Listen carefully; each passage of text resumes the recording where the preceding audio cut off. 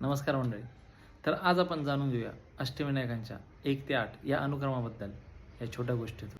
तर अष्टविनायकापैकी प्रथम गणपती हा मोरगावचा मोरेश्वर पुणे जिल्ह्यातील.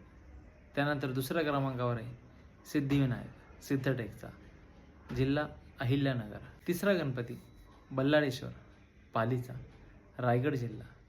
चौथा गणपती वरदविनायक महाडचा रायगड जिल्हा. पाचवा गणपती चिंतामणी थेऊरचा पुणे जिल्हा.